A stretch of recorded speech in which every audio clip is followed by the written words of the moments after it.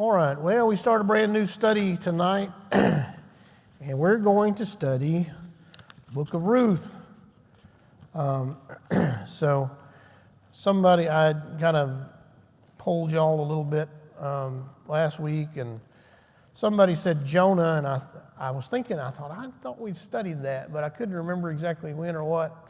So I went back and looked at my notes, and that was one of the first studies we did when I got here in 18. So if you weren't coming to church here in 18, you missed my Jonah study. But that was when we did Jonah. So we're going to do Ruth tonight, and I told Lisa, I said, you got to make a treat of some sort for our Ruth study. It's become tradition. You know, if you do something more than twice, it becomes tradition, and you've got to keep doing it, right? So you got to. So I don't know what. I don't know.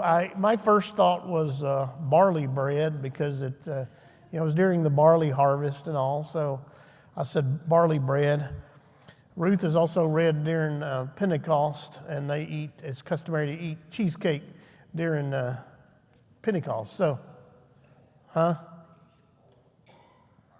I thought maybe you could make barley bread one week and cheesecake the next. I'm getting those eyes. Maybe we'll just do one. Barley bread or cheesecake? I guess that answers that, yeah. Cheesecake, yes.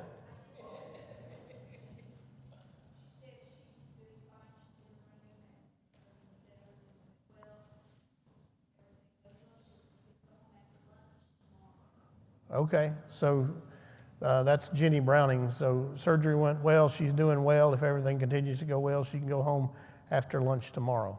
So, what? Bob's brother?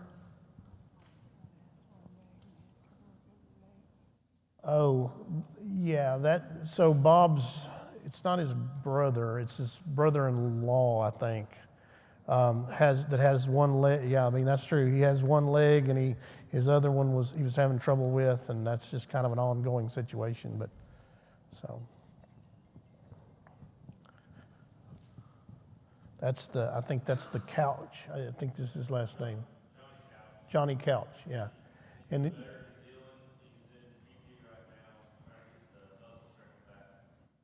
Okay, so he's healing up in PT right now. All right. So let's get cranked up in Ruth, and I anticipate this being about a 5-week study. And if we don't have any snowstorms, pandemics, or tornadoes blow through, hopefully we'll finish it up in about 5 weeks. All right. So what is something, being the good Bible students that we are, what is something that would be helpful to know as we start to study a new book of the Bible? Who wrote it, and who wrote Ruth? We don't know. Jewish tradition has Samuel writing it. However, most scholars think it was written after that, probably more in the time of King David. So if you want the Jewish tradition, it's Samuel, but if you want what most scholars today would say, they would put it more around the time of King David. What would be something else that would be helpful to know about a book of the Bible when we begin to study it? When it was written. And when was Ruth written? We don't know. We're starting out with a bang, right? We don't know. What we do know is when the book is set, and it's set when? In the time of Judges. So the time of Judges was the time before David and Solomon. So here's broad Old Testament history parameters. Abraham, 2000 BC. Moses, about 1500 BC. David, about 1000 BC. Jesus, about 6 BC. all right? So that's just broad numbers. So if David and Solomon were about 1000 BC, the time of Judges would have been a little bit before that, probably 900 BC, somewhere in there. So based on the setting of the book, we would put the writing of the book, because you figure it was written sometime after the events took place, somewhere around 1000 BC to 12,000 BC. Huh? What did I say? Well, yeah, that'd be pre Adam and Eve, I guess. I don't know. So no, 1200 BC. Yeah, that would be better, right? 12,000 BC.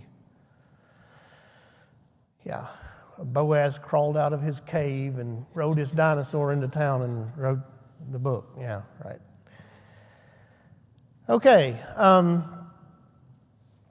so Ruth is one of 5 books that is in a little collection of books. They are all in one scroll, and they're read at the different various feast days of Israel. And hopefully you remember this from when we studied the Jewish festivals, but we're gonna refresh our memory. Which feast is Ruth read at? Somebody said it. Pentecost. Yeah, I thought somebody said it. Pentecost. Yeah, Pentecost. Now, why would they read Ruth at Pentecost? Huh? Yeah, it was the beginning of the barley harvest. So Pentecost is a harvest festival. It celebrates the harvest, and because Judges is set at the time of the barley harvest, that's the time. Also, it takes on New Testament significance because the story of Ruth is about grace to the Gentiles. Because Ruth is a Gentile, she's a Moabitess, and she finds grace and favor in the Lord's house, among the Lord's people. And of course, Pentecost is all about grace to the Gentiles because that's when the Holy Spirit is poured out and the gospel mission begins. And it starts in Jerusalem, but it doesn't stay there very long, and it spreads out to the Gentiles, of which we are a recipient, that's the word I'm looking for, recipient of the gospel being preached to the Gentiles. And incidentally, a neat little trivia fact about Ruth is that she is one of only, I think it's 5 women that find their way into the genealogy of Jesus. So not only did Ruth, a Moabitess, a Gentile woman, find her way into the Lord's people, but she also found her way into the lineage of the Messiah. So that's pretty amazing stuff. Major spiritual themes taught in the book of Ruth. I've got 3 here for you. You could probably add to the list, but I've got 3. Number 1, God's care and provision for those who trust Him. And that's always a welcome message. That's a timeless message. Number 2, God's providence causing all things to work for the good of those who love and trust Him. What's the New Testament reference for that? Anybody know? There you go. Romans 8:28. God causes all things to work together for good to those that love Him and are called according to His purpose. So there's that theme at work. Yes, God's providence causing all things to work together for good, for the good of those who love and trust Him.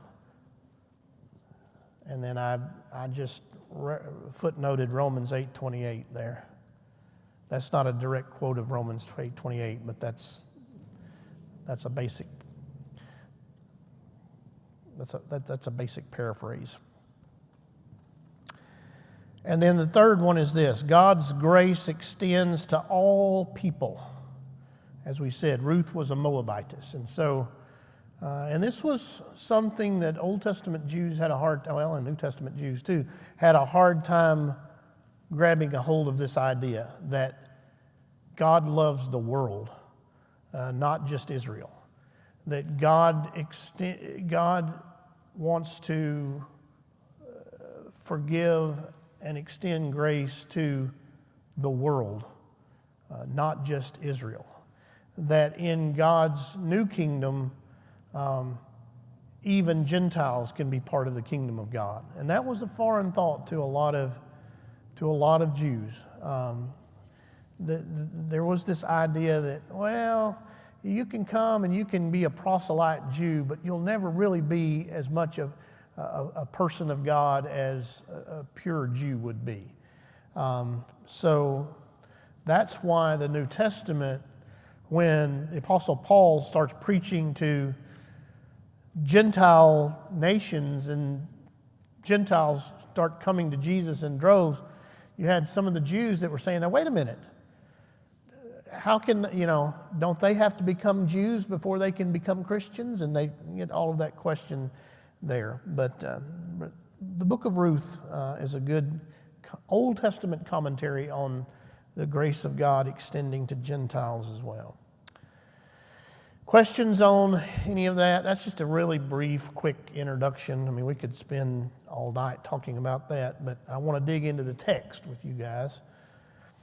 So let's do that. Let's dig in. Verse 1 of chapter 1. Now it came to pass in the days when the judges ruled that there was a famine in the land, and a certain man of Bethlehem, Judah, went to dwell in the country of Moab, he and his wife and his 2 sons. The name of the man was Elimelech, the name of his wife was Naomi, and the names of his 2 sons were Mahlon and Chilion, Ephrathites of Bethlehem, Bethlehem, Judah. And they went to the country of Moab and remained there. Then Elimelech, Naomi's husband, died, and she was left and her 2 sons. Now they took wives of the women of Moab. The name of the one was Orpah, and the name of the other Ruth. I can't talk tonight. Orpah and Ruth. I keep wanting to say Oprah, but that would not be right.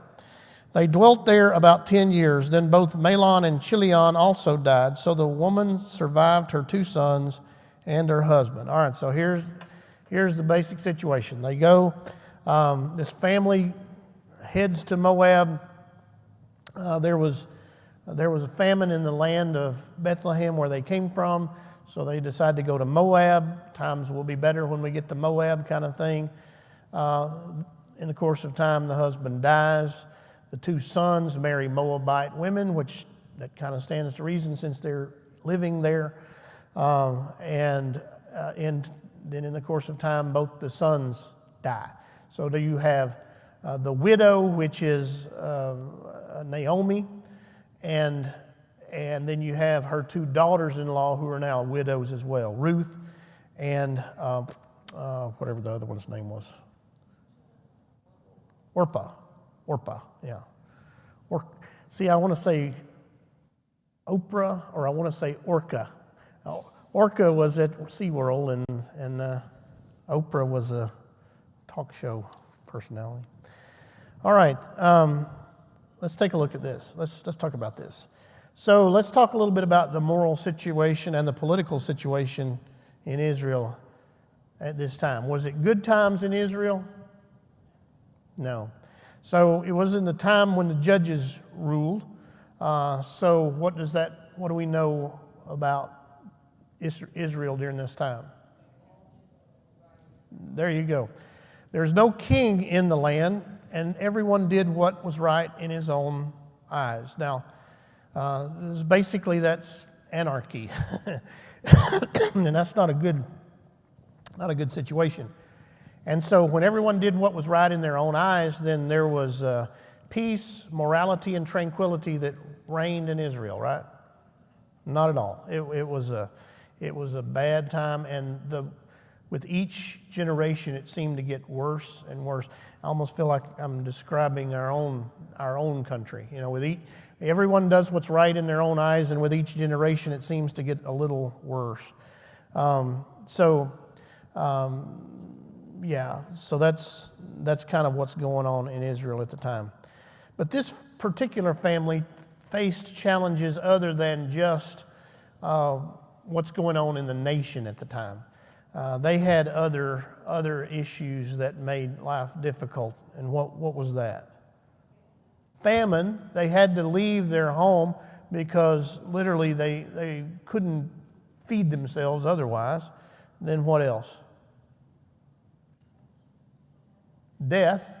So the husband dies, and the sons marry foreigners. Now, this may not necessarily seem like a big deal to you, being 21st century Americans, where we've grown up with this idea of you fall in love and marry whoever you want to, and that's fine. But for Jews, Israelites at this time in their history, this would have been a big no-no. You didn't do that.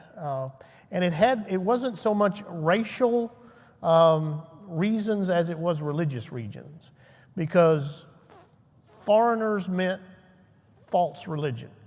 Foreigners meant they worshiped idols. Foreigners meant they don't know the one true God. And so to marry a foreigner meant that you were going to somehow corrupt your own spirituality, and then your children would be torn between, do I follow the one true God or do I follow this false God?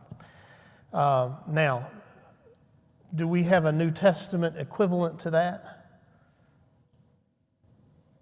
We do. Yeah, you remember when we studied I think it was in 1 Corinthians, the passage about do not be unequally yoked to an unbeliever. That covers more than just marriage, but it also certainly would cover marriage, that as believers, we shouldn't be married to, we shouldn't go out and marry an unbeliever because they don't know the one true God, and our spirituality will suffer because of it. And then if we have kids, then they grow up not knowing, well, Mama says that Jesus is real and Daddy says he ain't. And I don't know.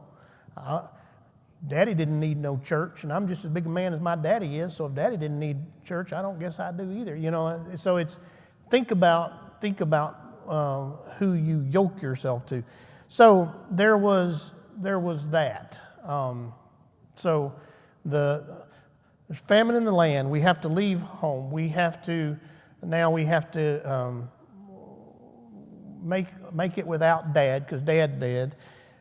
The two sons, they marry because that's the girls they met. They're living in Moab. They're going to marry Moabites. I mean, that's not. We should have seen that coming, right? I mean, that's what is going to happen there. So they have to deal with this whole relocation thing, and then at the end, to top it all off, the sons die. So now you've got one old widow woman, Naomi, and you got two young widow women, Orpah and Ruth, and that's where this story takes place. Elimelech, I can't say that word. Elimelech. What does that mean in Hebrew? What is the meaning of that? God is king. God is my king. God is my king. You see that word Eli. You see that word in words like Elijah, the Lord is my God, things like that, for the Hebrew word for God. And then Melech is the Hebrew word for king. God is my king.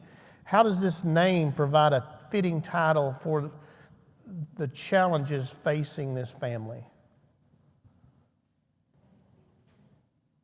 They're going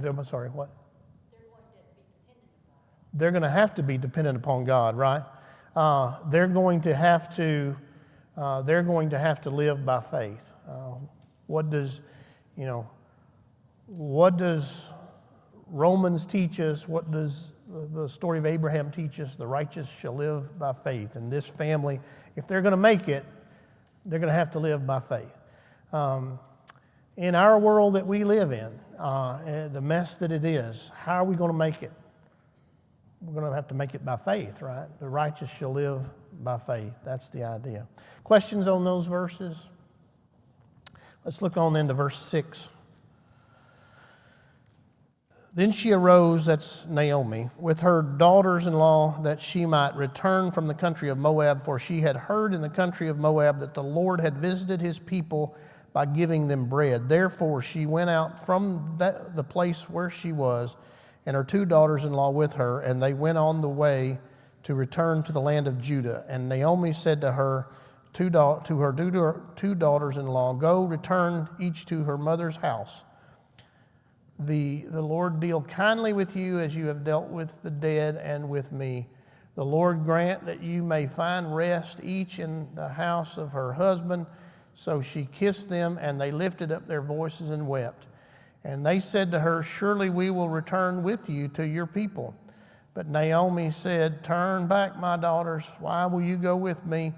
Are there still sons in my womb that they may be your husbands? Turn back, my daughters, go, for I am too old to have a husband. If I should say I have hope, if I should have a husband tonight and should also bear sons, would you wait for them till they were grown? Would you restrain yourselves from having husbands? No, my daughters, for it grieves me very much for your sakes that the hand of the Lord has gone out against me. Then they lifted up their voices and wept again, and Orpah kissed her mother-in-law, but Ruth clung to her. Naomi is she's just a really fun person to be around, isn't she? She's just when she goes back home, we'll get to that next time, I think. The ladies, of the town come out and they say, Oh, Naomi, it's so good to see you. And she says, Don't call me Naomi. Call me Mara, which Mara means bitter. And I thought, boy, she named herself right, didn't she? She's pretty bitter at this point. And I just kind of can't help but chuckle when she says, Oh, it's harder on me than it is on you. The Lord has gone out against me. She acts like she's the only person who's ever lost a husband or kids, like, oh, the Lord's just punishing me. And to me, it seems to me like it'd be a whole lot harder on Ruth and Orpah. They're young. They've never had the opportunity to have kids yet. Naomi's an old woman, she's pretty much lived her life. But that's the way bitterness will creep into a person's heart and life, is you only see how bad things are for you, not for those around you, Oh, woe is me, it's so bad for me. And anytime we start looking at our own problems instead of the problems of those around us, we're in a bad spot, and bitterness will take over. And that's what happens with Naomi. We'll see that play itself out as this story goes along.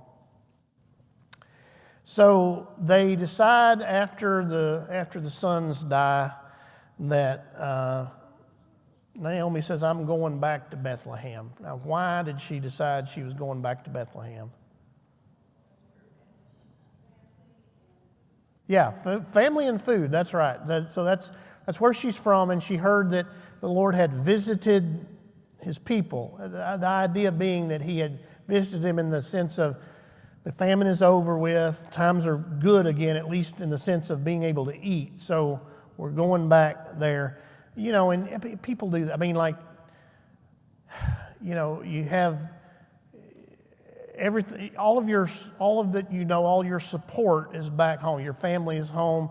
So a lot of times, like when you lose someone or you lose everyone or whatever, then you tend to migrate back to where home is. I don't. There was a time in my life that if that happened to me, I would have migrated back to Texas. Right now, I got more for me in Oklahoma than I got in Texas, so I guess I am home. So I'm not going to migrate far, probably. But anyway, but that's what is going on with them. Now, she describes this really to us in our 21st century way of thinking, something that seems kind of strange. She said, I'm an old woman. I don't have sons in my womb. And if I were to get married tonight and pop out kids tonight, you wouldn't wait for them to grow up to marry you. And we would look at that and say, well, that's kind of weird. Why would I do that anyway, right? But she's referring here to an Old Testament practice of when a man died, if a man died without any heir, any son to pass on the line, anyone to carry on the name, then it was the obligation of his brother to marry his widow and have kids, and the first son would carry his name. So if and I've said it, and Lisa always tells me not to say this because I think it grosses her out. But anyway, like if I were to die and we had not had our 2 kids, then it would be the obligation of Lisa to marry my brother. She's going back to Moab, man. Marry my brother and have children, and the first son you'd name after me, because we have to keep the name going, because there's so few of us Smiths in the world that we're in danger of running out of Smiths. But that's the practice. Now, what's that called? There's a name for that. You're not supposed to answer. You know the answers. Levirate marriage. Levirate, Leverite. It's like Levi from, it comes from the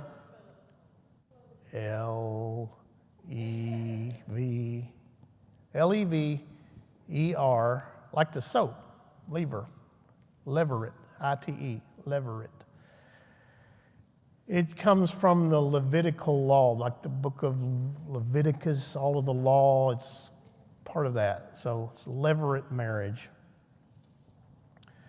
So this is what she's referring to. Now this comes into play later in the story of Ruth, because while she's not going to marry a son from Naomi, Ruth is going to marry a kinsman. It will be the closest kinsman. Well, it's not the closest kinsman. The closest kinsman refuses to do it.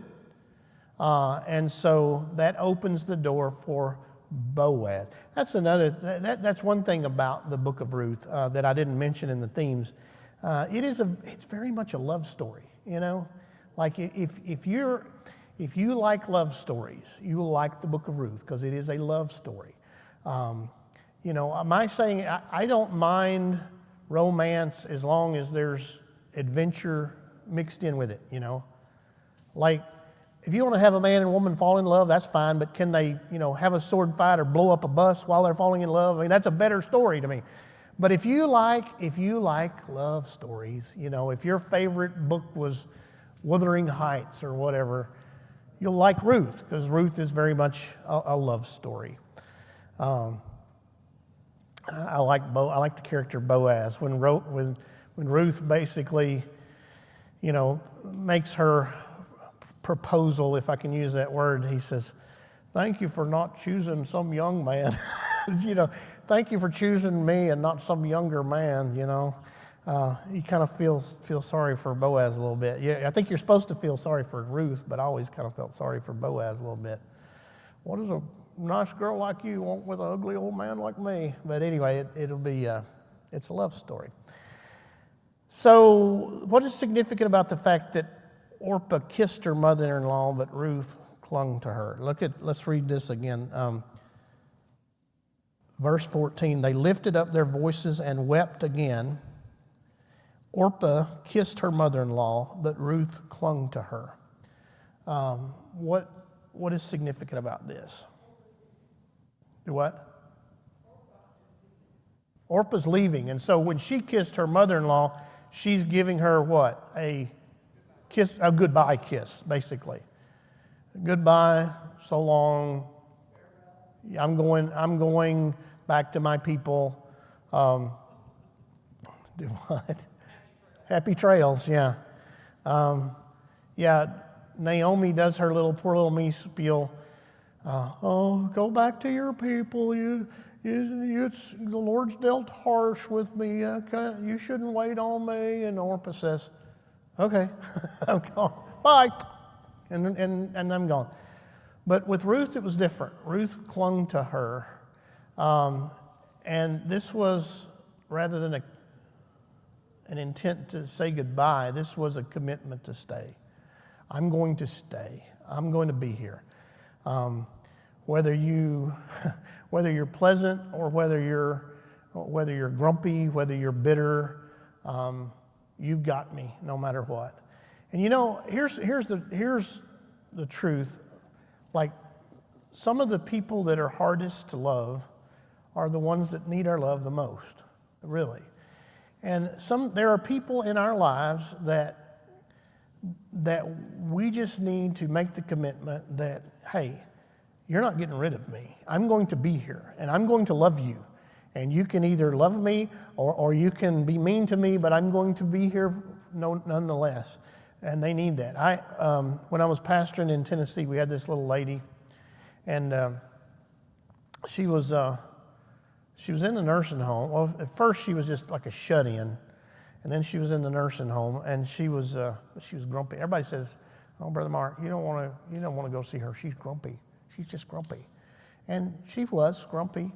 And of course, she was in a wheelchair, and she had her daughter had some mental problems, and her husband died. And I mean, she had a lot of stuff on it, but then she also compounded her misery by her attitude as well. So when I first started going to see her, she'd just sit there. She's a church member. She'd just sit there. And I said, and I'd try to talk to her, and I'd try to visit her, and she'd just sit there. She said, you don't have to come visit me. I said, I'm not here because I have to. I'm here because I want to be. And she just come, you might as well not. And she just, first time or two, and I just told her one day, I said, look, I'm going to come by. I'm going to come by whatever it was going to be, 3 weeks or every month or whatever, and I'm going to visit you. And I'm going to sit here for an hour. And it's your choice. It's your hour. You can either fuss at me for the whole hour, and I'll sit here and I'll listen to it, or we can visit and talk about something pleasant. But I'm telling you right now, you're not going to run me off. You're not going to keep me. See, because you don't have any choice. You're here in a nursing home, and you can't leave, and you can't push that wheelchair out the door before I can stop you. So we're going to spend this hour together. Now you figure out how you want to spend it. Well, she just kind of pouted that time. But the next time I came, she got to where she'd talk a little bit, visit a little bit. Then she got to where she got to looking forward to that visit. And before we left Tennessee, I mean, me and her, we were buddies. She couldn't get along with nobody else in that nursing home, but me and her, we were buddies. People need that. Sometimes, I mean, was she a fun person to visit with? No, not really. I mean, she's not the kind of person that said, boy, I was wanting a running buddy. This is the one I've been looking for a while. But she needed me. And I say all that to say there are people that need you, and they need the kind of commitment that Ruth has here. Was Naomi a fun person to be around at this time? I doubt it. I mean, from what I read, I would say no. But she sure needed Ruth. And Ruth made a commitment that I love this woman, even though she's not always pleasant. I love her, and I'm going to be here no matter what. And there are people in your life that need that as well. Questions on those verses? Yes, ma'am. Yeah. Yeah. Yeah, and she says to the ladies, don't call me pleasant, call me bitter. Yeah, exactly. All right, well, I give you a couple of little application questions here. How do the problems facing Ruth's family mimic modern society? Yeah, I mean, we have the same things going on? Don't we have political instability? Don't we have poverty? Don't we deal with death? I mean, it's something that the world has dealt with since the days of Adam and Eve. It's not something new. I mean, we turn on the news and we act like it's some new thing that's happened to the world. It's the same things that have been happening all along. It's just a question of how we're going to deal with it. Will we respond in faith, or will we respond more the way Naomi does here? How does Ruth provide a positive example of dealing with life's problems?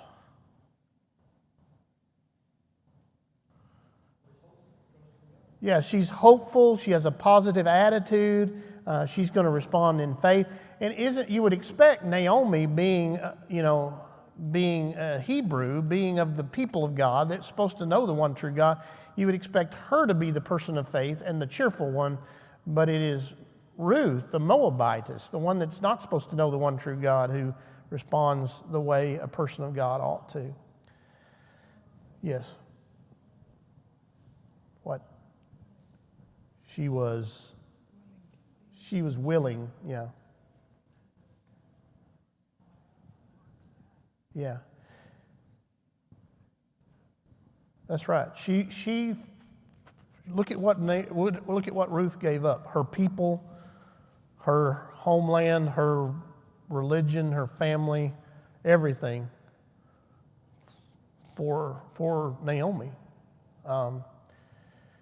At our wedding, that was one of the scriptures. That passage was read at our wedding about where Ruth says to Naomi, "Forbid me not to follow you. Where you go, I will go, and there I'll be buried. And where Lisa goes, Mark will go, and there she'll bury him," or something like that. Is that it? Something like that. Till one of us is dead. Yeah. Forever and ever till one of us is dead. Your friend says, "My husband just got laid off, and I found out I have cancer. We have no job, no money, no insurance.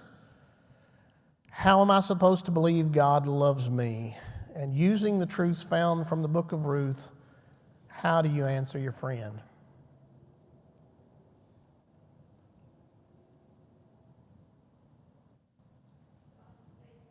God is faithful. That's true. Yeah. There's a lot of different ways you could go with this. I would probably refer them to Romans 8:28. God causes all things to work together for good to those that love him and are called according to his purpose. Even, it doesn't say all things are good. Obviously, if you have cancer and you lost your job and you have no money, no insurance, no job, that's obviously not good. But the promise is that our God is big enough to take even our tragedies and work them for our good and his glory. There's two ways of dealing with crisis. There's the way that we see Naomi demonstrate, which is to turn bitter, which doesn't solve anything. Or there's the way that Ruth does, which is to cling to her family and trust in God. And certainly that's the positive approach. Here's the thing. Tragedy is going to happen in your life. Your life. Everybody in here, everybody you know, everybody that's ever lived, everybody that's going to live. You're going to get some good times. You're going to get some bad times. You're going to get some life. You're going to get some death. You're going to get some happy times. You're going to get some hard times. You're going to get the cup half empty and you're going to get it mostly full. You're going to have some of all of it. How your future ends up is not so much affected by the tragedy that's happening in your life right now. Your future depends on how you respond to the tragedy, you see? And you want to respond in such a way that you land with your feet on the ground, all right? So it's, you're on the mountain and then things are falling, okay? You're falling off the mountain. And so let's just take this woman, for instance. My husband got laid off. I have cancer. No job, no money, no insurance. My life is falling apart. And how I deal with that will depend on whether or not, that will be what determines if I land with my feet on the ground. Do I respond in faith or not? What's the worst that can happen to this woman? I guess the worst would be that she would die of cancer. But if she's a believer, she goes to be with Jesus. Is that such a terrible thing? Your husband's going to get another job. I mean, he's not going to be without work forever. You're not going to be broke forever. Insurance can be bought, can be had. Yeah, you're in a bad spot right now, but the worst thing you could do is go out and compound that and make it 10 times worse by engaging in some sort of ungodly activity that's going to make your life 10 times worse. And when you get to the other side of it, your life will always kind of walk with a limp, It's kind of like, you've heard my Slinky story. I think I've told that before. What time is it? I got 5 minutes. I can tell a Slinky story, right? So you remember when in my generation, when we were kids, the Slinky, walks downstairs alone or in pairs, makes the slinky sound, the Slinky. Well, they used to make them out of metal, and they would get sprung really easy. And so my dad was really good at being able to untangle a Slinky. So I had this friend over one time, and he found my Slinky, and he started playing with it. He gets it into this big wad of metal, and I'm like, well, let me see it. I'll take it to my dad. I'll get it, untangled. He's like, no, I can fix it. And he starts fixing it. I think he thought he was going to get in trouble or something, if I took it to my dad. I can fix it, And I'm like, just let me have it, and I can take it to my dad. And no, I'll fix it. And finally, after about 5 minutes, he says, well, here. And he just hands me this large wad of metal all twisted together. I took it to my dad. He just kind of shook his head, and he starts working on it. About an hour later, he finally gets it all untangled. And it worked again, but it never worked the same. It was always a little bit bent, a little bit off. You could tell that it wasn't what it used to be. That's the way our life can get sometimes if we don't do it God's way. And we think, we get our life in a mess, like this woman in this story I've hypothetically thrown out here. Life is a mess right now. Okay, if we'll take that to the Father and say, here, I've made a mess of things. Can you straighten out my life? He will straighten it out for you. And you land with your feet on the ground. When we really get in trouble is when we think we can do it ourselves and we start to try to straighten our own life out, and then we just get it in this huge mess, worse mess. And we make mistakes that don't straighten out very easy. And so then when we finally do throw up our hands and give up and take our life to the Lord and say, here, God, you're the only one that can straighten this out. And He will. And He can get it straight, and He can make your life work again. But a lot of times we have old wounds that will always kind of walk with a limp. Our life is not quite what it could have been had we done it God's way to start with. So that's what you got to be careful of there.